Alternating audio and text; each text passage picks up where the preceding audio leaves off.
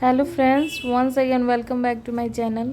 आज है तीज फेस्टिवल और आप सबको तीज की बहुत बहुत बधाई।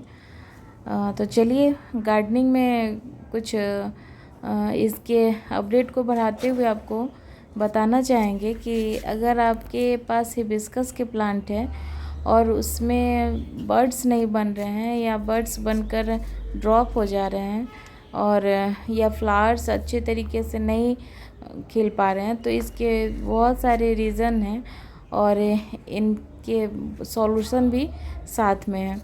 तो सबसे पहले कि आपको मिट्टी में बारिश के दौरान जो भी आप अपने मिट्टी में डाला हुआ होगा सो सारे न्यूट्रिएंट जो हैं बारिश में धुल जाते हैं और हमारे प्लांट वीक पड़ जाते हैं, उनको किसी भी तरह के पोषक तत्व नहीं मिल पाते हैं, तो वो इस टाइम पे आपको ब्लूमिंग नहीं देंगे। और यहाँ पे आप देखिए कि एक छोटे से प्लांट में कितनी सारी कलियाँ और फ्लावर्स बने हुए हैं।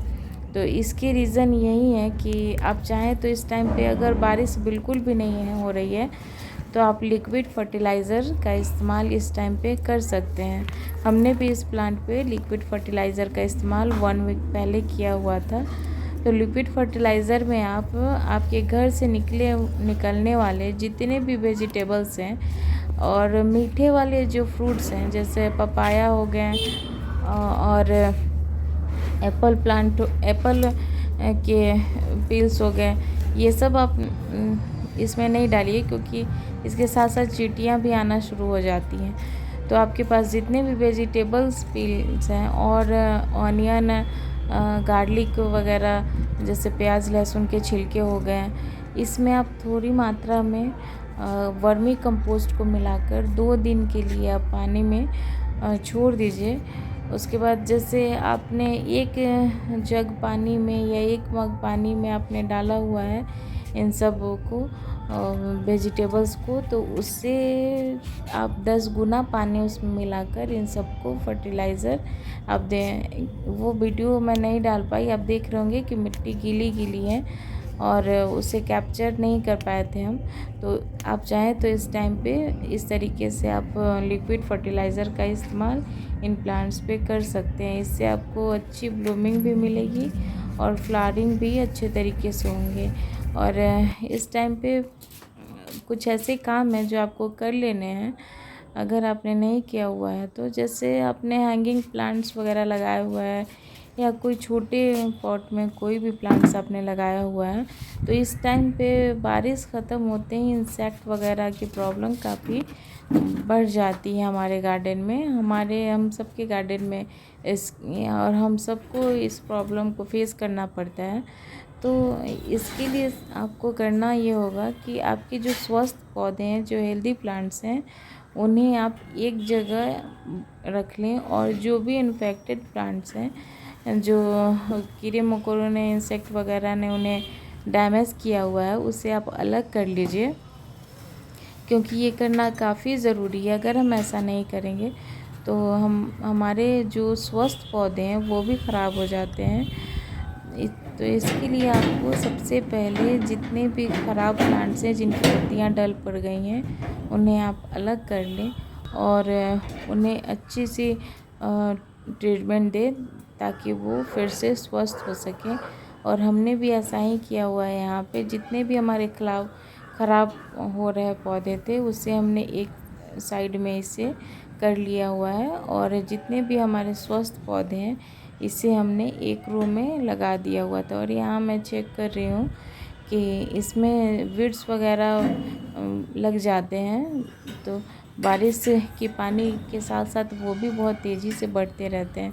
तो हमने एक एक करके यहाँ पे सब कुछ हटाया है और इन सब को ये जैसे प्लांट हैं छोटे से हैंगिंग में ट्रायंगल हार्ट के प्लांट हैं, तो ये अच्छे तरीके से बढ़ रहे हैं।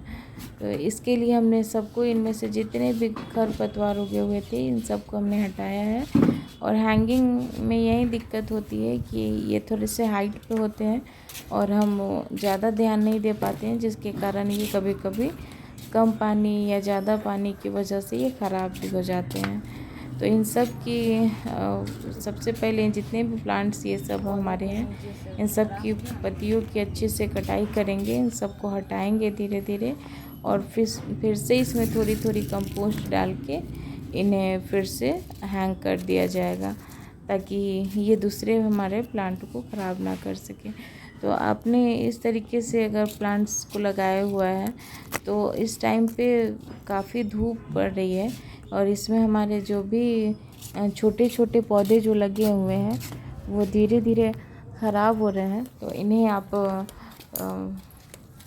अलग तरीके से इन्हें ट्रीटमेंट दें। और यहाँ पे हमने आधी वर्मी कंपोस्ट और आधी ओडस को इसमें मिक्स किया हुआ है, और जितने भी हमारे फ्लावरिंग प्लांट हैं उन सबको मैं ऐसे करके एक एक करके दे रही हूँ। ऐसे मुझे काफ़ी आसानी होती है खाद वगैरह देने में, क्योंकि एक साथ सारे प्लांट्स में मैं दे पाती हूँ, और धीरे धीरे फिर जाके एक ही दिन में ये सारे काम कंप्लीट नहीं हो पाएंगे।